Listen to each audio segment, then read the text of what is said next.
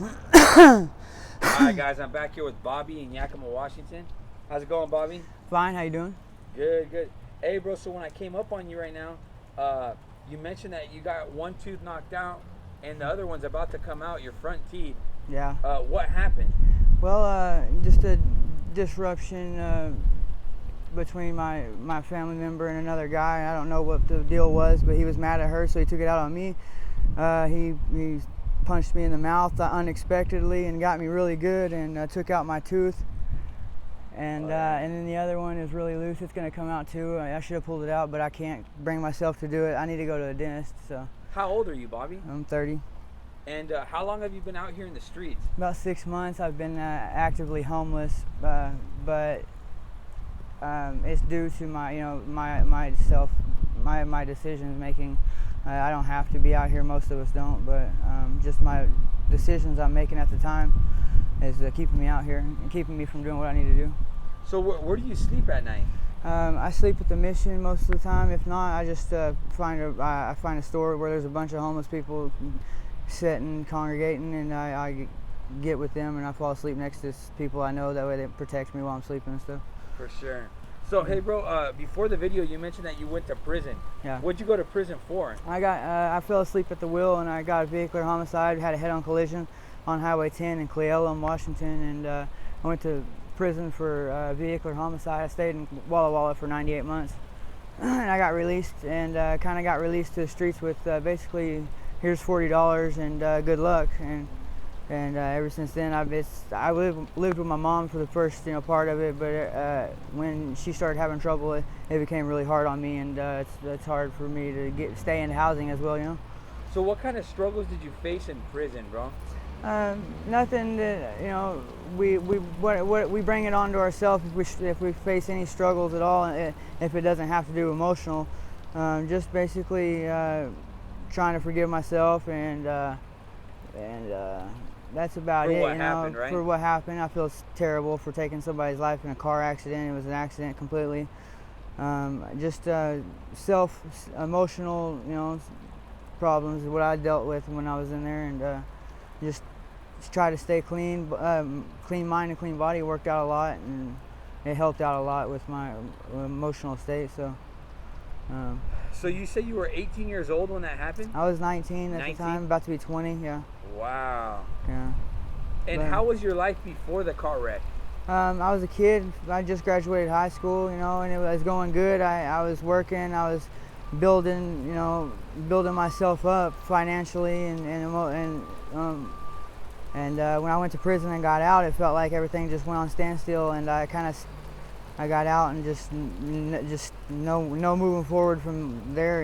It's like should be you get out and you move forward and you get a job and you work on yourself, but it felt like when I got out I was just a changed person, and I don't know, maybe I feel like I'm missing something, so I don't want to sleep at night, so I just roam the streets. I don't know if that's it or what, but I find it comfortable for me to actively just roam the streets and be free to do what I want.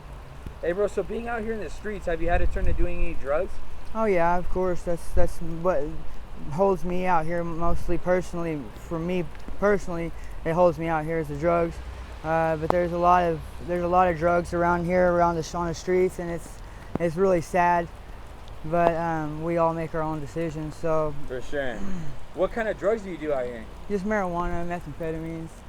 Yeah. Yeah. And how does it make you feel when you're on the meth? Untouchable. You're wide awake, that's for sure. Hey bro, when I started the video, I barely started to rain, and now look. Oh yeah, we're getting it's pouring, dude. Woo! Yeah. So anyway, so how's it make you feel when you're on the meth? It's just honestly, I hate it, but I love it. It just makes me feel awake, and we're just bored out here, so I guess that's why I do it. For sure. When's the last time you did it? Like 2 days ago. Have you ever overdosed before? No. Have you ever saved somebody from an overdose? Yeah, I have twice. Yeah? Yeah. What happened? They just overdosed, went blank, started getting confusion. Next thing you know, their lips are purple and they're not breathing. And I had to do CPR twice on 2 different people, and I each time broke their ribs. And it's a scary situation. Like, it was a real life situation, and it brought a lot of light to my eyes. But it just Do you have any kids, Bobby? No. That's good, bro. You Yeah. don't have any kids out here in the struggle, you know? You Uh, were mentioning before the video you have a sister that's out here as well, right? yeah, I do. She's out here doing the same thing that most of the young homeless people that are doing out here. They're out here using and just getting high and roaming the streets. It's like, I guess I don't know why people do it, but they just find a freedom in it, I guess. For sure.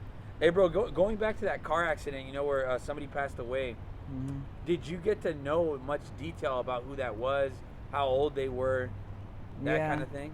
Yeah, his name was Paul Rogers. He was in his late 50s. He was a pro soccer player, and I maybe just did it for fun. It was just like a hometown pro teams. I don't know how they did it, but it wasn't nothing. Yeah, I looked on his lifestyle and his life, and got to know the person. And he was a very good person, outdoors person, hunter. Had a big family, and he was like mid class person, you know. Yeah. He was lived in Seattle. Him and his family, he had a lovely family, and it's a shame that he died. Did they ever reach out to you? Yeah, in court, but that's it. Did they forgive you? Did they like say like they understood? I told them I'm sorry. Obviously, I didn't ask for forgiveness because that's just too much. Because I could hardly forgive myself at that time. For sure. But no, they never asked me to do anything other than go to jail and stay there. But that's And for God to I decide. can tell just by the comments you're making that it still kind of bothers you, you know? Oh yeah, of course, you know. But I've forgiven myself to as much as I can, and I just gotta move forward from that situation. So what's your short-term plan, man, to get out of your current situation right now? Honestly, I'm just kind of running around here and until I get too tired of it to do it anymore, and then I'm just gonna go back to work and probably move to Texas. I'm stuck here.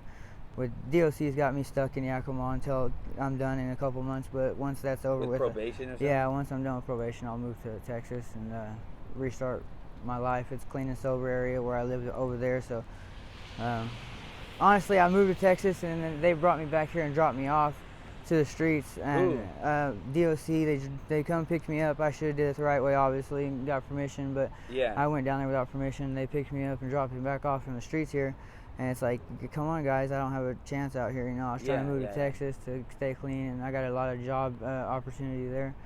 And here I have basically nothing, nobody. My whole family lives in Texas besides my sister. And Hey, bro, so with that, right, I would imagine that they call you up randomly for UAs, right? oh yeah, well, I go in once a week, and I So you just got to try to be careful, brother. You don't want to get caught up again, you know? for sure. For sure, man. You're almost there, right? How much longer do you have on your probation? I think in July I'll be done. So. Oh, hell yeah, bro. Yeah, Yeah. just get to July, man.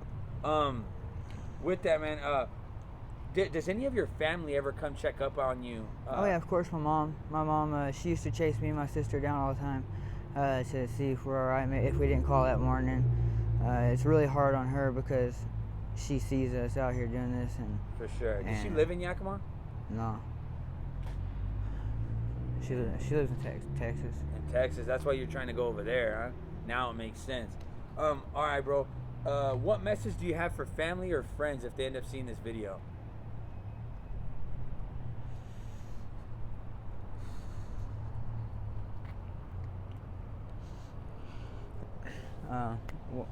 Well, personally, if my family sees it, I love you guys, and I'm fine. That's it. Would you be okay with doing another video in the future? Yeah. And would you possibly. be okay with me posting this on my YouTube channel? Yeah, it wouldn't bother me. I appreciate Probably your time, people would just laugh at it, but it's bro. No. Everybody has a different story worth telling, bro. That's my motto. Yeah. I appreciate it, bro. Yeah.